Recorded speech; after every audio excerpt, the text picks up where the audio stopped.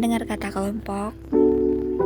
Kalau di sekolah ada yang namanya kerja kelompok. Ada kelompok ilmiah remaja dan ada kelompok ekstrakurikuler. Dan mungkin kamu juga sering main bareng-bareng sama teman satu geng, pas istirahat atau pas pulang sekolah kan? Nah, itu juga bisa disebut kelompok loh. Emang apa sih hakikat kelompok sosial? Dan apa syarat-syarat terbentuknya kelompok sosial itu? Nah, bingung kan?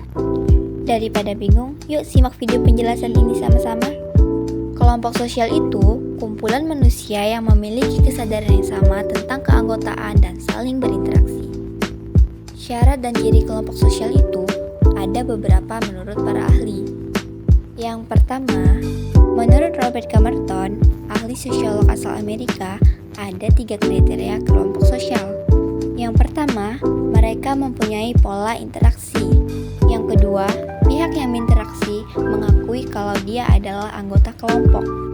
Yang terakhir, pihak yang berinteraksi diakui oleh anggota kelompok. Menurut Suryono Sukanto, ahli sosiolog asal Indonesia, kumpulan himpunan manusia baru disebut sebagai kelompok kalau memiliki 5 syarat. Yang pertama, anggota kelompoknya sadar bahwa kalau dia itu bagian dari anggota kelompok tersebut. Yang kedua, ada hubungan timbal balik antara anggota yang satu dengan yang lain. Terus, adanya faktor pengikat yang dimiliki bersama. Lanjut, harus memiliki struktur, kaidah, dan pola perilaku yang sama. Yang terakhir, ada sistem dan proses. Kelompok sosial ini paling sedikit harus mempunyai 2 orang anggota.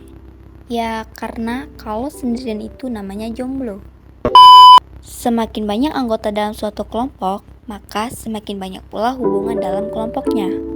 Tapi membuat keeratan dan keintiman anggotanya akan berkurang. Dikarenakan terlalu banyak anggota dalam suatu kelompok. Nah, tadi kan kita sudah membahas tentang syarat terbentuknya kelompok sosial. Sekarang kita akan membahas tentang faktor terbentuknya kelompok sosial. Apa sih faktor terbentuknya kelompok sosial? Yuk, simak videonya. Yang pertama, adanya faktor pertalian darah atau keturunan yang sama. Yang kedua, adanya faktor daerah asal. Yang ketiga, karena adanya faktor kesamaan nasib. Yang keempat, adanya faktor kesamaan tujuan.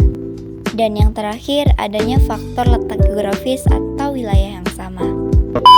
Oke, baik teman-teman, sampai di sini dulu ya penjelasan dari saya.